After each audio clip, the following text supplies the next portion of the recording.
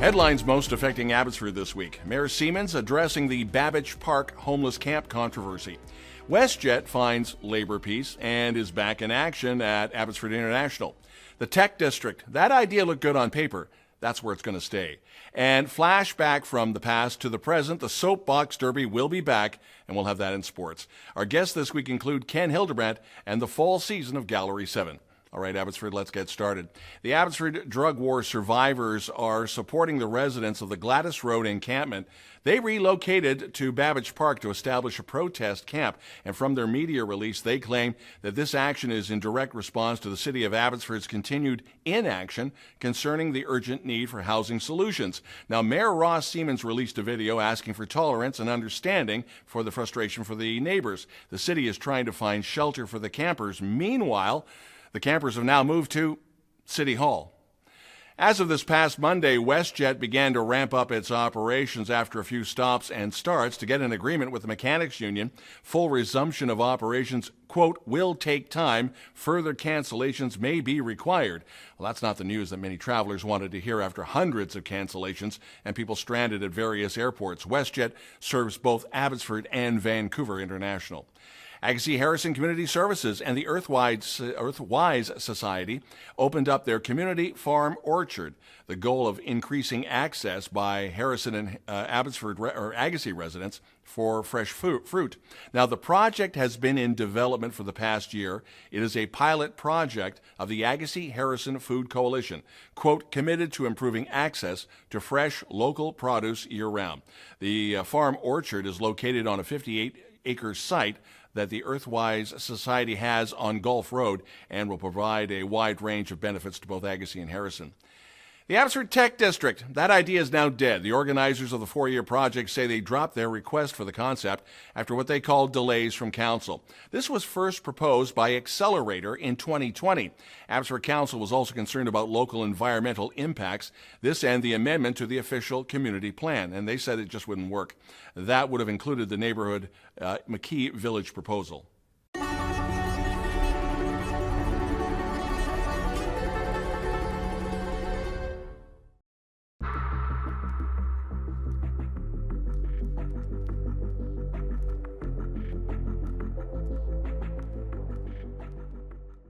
Care for Women is hosting their second annual walk and run at Mill Lake in Abbotsford, September 28th. Care for Women is a Fraser Valley-based registered charity providing practical in-home services for moms who find themselves without anyone to help them bring their baby back home and then care. Now, you're asked to help Care for Women raise critical funds to support those mothers, and again, with dedicated in-home support, meals, cleaning, transportation, and community resources. Last year, they raised over $47,000. This year, their goal is even higher, $60,000. Several industry and country music makers are going to be honored, and the Hall of Fame induction with the BC Country Music Hall of Fame, Association's Hall of Fame. That show will be October the 5th at the Clark Theatre in Mission. The BC CMA announcing the inductees: One Horse Blue, Alibi, Jeff Duick, Linda Corcadan, Nicole Hyatt, Jim Burns, Lisa Brokop, Patricia Conway, David Mills, Tony Runder, the Crusados, and Tom Patty.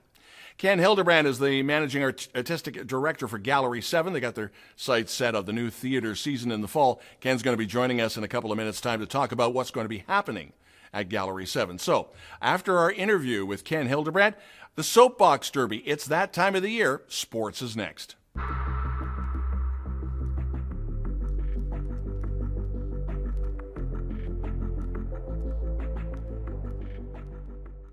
This week continues with someone who has been on abbyTV a number of times over the past couple of years. Ken Hildebrandt, the managing artistic director of Gallery 7. Another phenomenal season for you guys. It was a phenomenal season, absolutely. We had the privilege of doing the first world premiere of a production of A Tale of Two Cities. Mm-hmm. We walked alongside a local playwright to bring that show from the page to the stage. So that's history making for us as a theater. It's something that we've always wanted to do, is to try to foster and support growth on the local front. So that was really exciting. We also had a record-breaking musical with The Sound of Music, which was really wonderful to see, and a whole bunch of other things happening in the midst of that. And had first ever Gallery 7 comedy festival that we did. One night was improv, the other night was all ages I stand-up know you were comedy. a little bit nervous when you put that together, but how many people? You had sellouts every night. It worked out really, really well. Yeah. Everyone has a different definition of what clean comedy means. These comics really demonstrated their talent because they really reached for the stars and did an outstanding job. And I think that's a true testimony to the talent that these stand-ups had.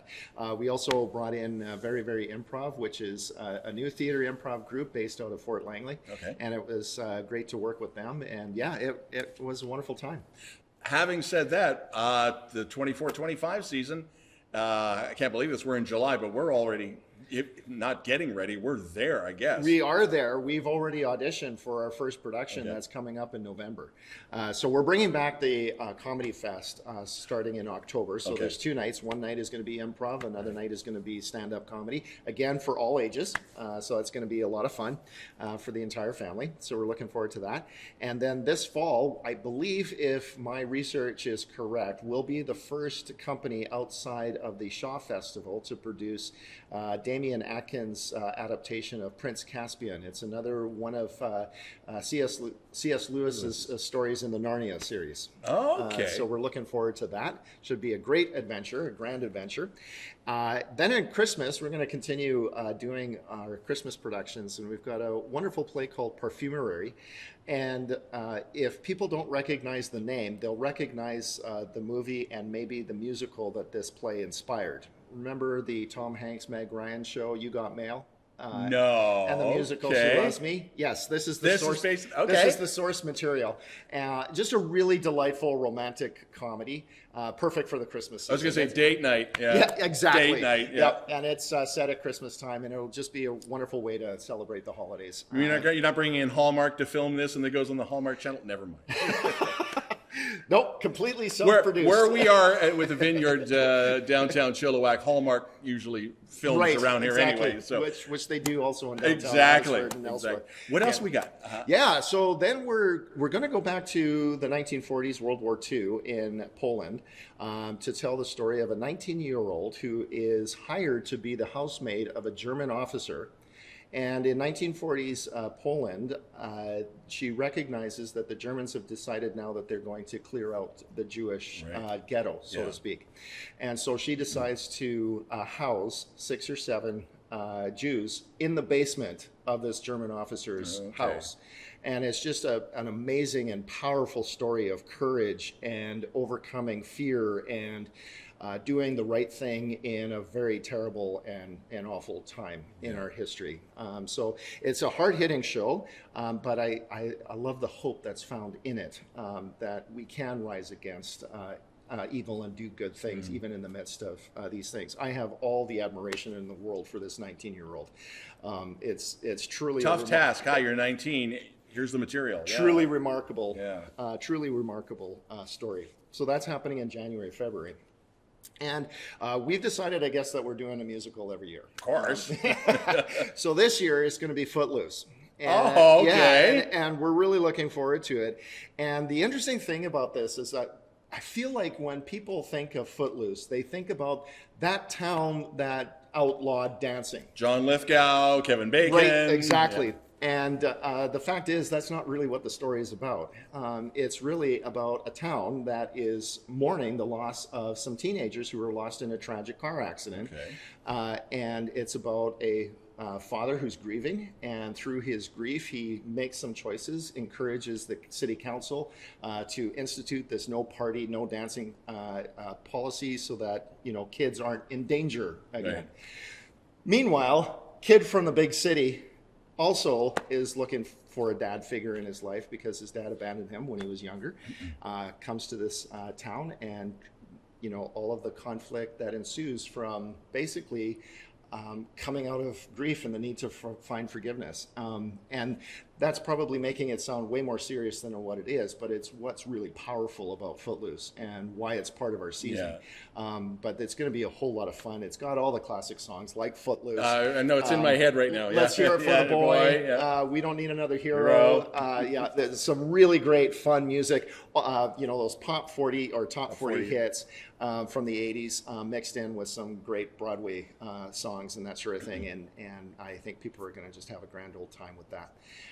And then we're doing a lot. It feels a lot. This is going to be a busy season. It is going to be a busy season. It's our 34th, by the way. I'm starting to feel old. I've been there right from the beginning with a few other people. I'm just so honored to see that the theater has grown and it has brought in so many other people that are passionate about making good theater in the Valley. At any rate, doing a double feature, which is featuring 2 one-act plays. The first one is called The Boy's Own Jedi Handbook by Canadian playwright Stephen Massicotti. And yes, it is exactly what you think it is. It's an homage to Star Wars. Arguably the best film ever made. And then it's going to be no bias, none whatsoever. And then in contrast, we're doing a play called Oblivion, and it's about a young man who's trying to reconcile his faith with his sexuality and the conflict that ensues there. And I think it's an important story to explore there. And then we're going to wrap everything up in May with a play called The Play That Goes Wrong, and it's about whatever could go wrong in a theater production does go wrong. I was going to say, Waiting for Guffman just came to mind, I saw this play on the West End, and typically speaking, I'm not a farce kind of guy, but it was just such a delightful show. This University Theater Society very sincerely wanting to do their very best, and despite their best efforts, everything goes wrong. And it's just a real lot of fun seeing them try to pretend that nothing is going wrong, even as everything is literally falling apart. So that's our big season. Ken Hildebrandt, wow. And you said it was going to be a quiet season. Right. Well, it's quiet right now. But it's going to get pretty busy in September. Ticket information, I guess, all over your social media now? Absolutely. You can look us up on Instagram and Facebook. Gallery 7. The best business card to go to is our website, gallery7theater.com. Ken, as always, looking forward to the fall. Thanks for having us, Don. You're watching This Week.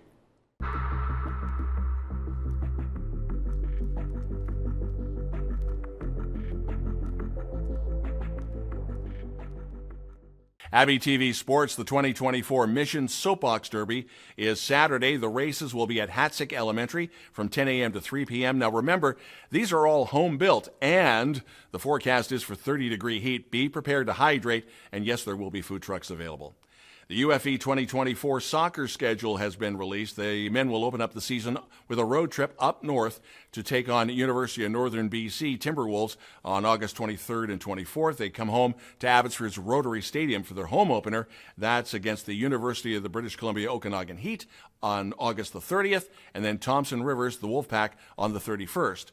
The women open their season with a trip to Kelowna. They take on UBCO Heat on September the 6th, then travel to Kamloops to battle TRU on the 7th.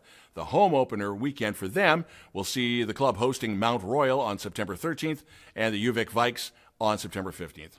Looking for a fantastic opportunity to keep your kids active, engaged, and basically having a blast this summer? Above All Basketball League started this week at UFE Abbotsford. It will roll through until August. It's for boys from grades 3 to 9. All the info is on their Facebook page. Last weekend, Mission Raceway hosted a driving demo and a drift to gift program called Car Door Wars. They raised just under $4,000 for the Variety Club. The Street Legals take over the drag strip this weekend. Coming up, we'll have a look at the really hot weather forecast.